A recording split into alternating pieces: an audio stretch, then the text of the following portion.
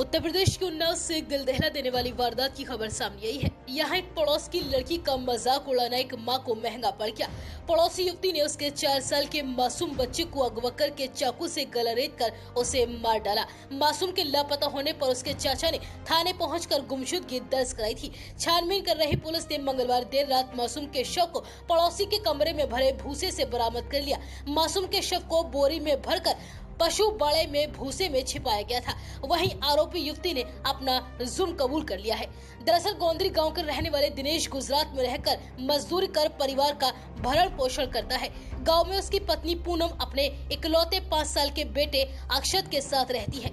शाम को अक्षत खेलने के लिए घर से निकल गया था और रात तक वापस घर नहीं पहुंचा। परिजनों ने रात 10 बजे तक उसकी तलाश की। जब वह कहीं नहीं मिला तो उसके चाचा ने थाने पहुंचकर भतीजे अक्षत की गुमशुदगी की रिपोर्ट दर्ज कराई।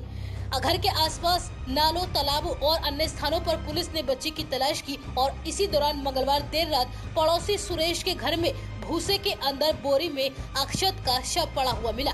इकलौते बेटे की हत्या की खबर मिलने पर मां पूनम रो रो कर बेहाल हो उठी। घटना के बाद पुलिस ने सुरेश के अलावा पड़ोसी युवती और उसके पिता रमेश और भाई को हिरासत में लिया और उनसे भी पूछताछ की गई। बताया जा रहा है कि पड़ोसी सुरेश से बच्चे के परिजनों की कोई रंजिश नहीं थी।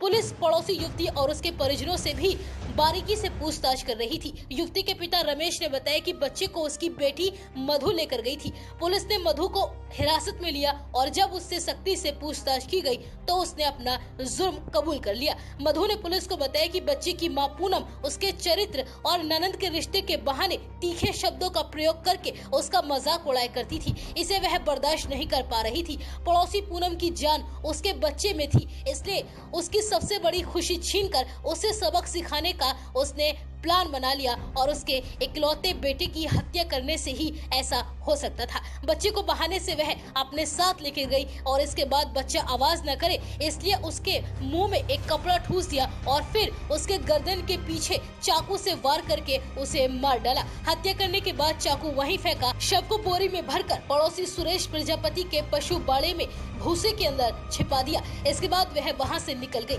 आरोपी मधु की निशानदेही पर पुलिस ने बच्चे का शव, चाकू और मृत बच्चे के कपड़े बरामद किए हैं। पुलिस युवती के बागरमऊ के रहने वाले एक रिश्तेदार युवक को भी उठाकर पूछताछ कर रही है। आसपास के लोगों ने बताया कि बच्चा युवती को बुआ कहकर बुलाता था, इसलिए वह उसके साथ चला गया था। आसपास के लोगों ने यह भी बताया कि आरोपी युवती 1 साल पहले अपने किसी रिश्तेदार के साथ घर से भाग गई थी और 6 महीने बाद वह घर वापस आई थी। इसी को लेकर बच्ची की मां उसे चिढ़ाया करती थी। इस मामले में सीओ सफीपुर ऋषिकांत शुक्ल ने बताया कि आरोपी युवती को हिरासत में ले लिया गया है और उससे आगे की पूछताछ चल रही है।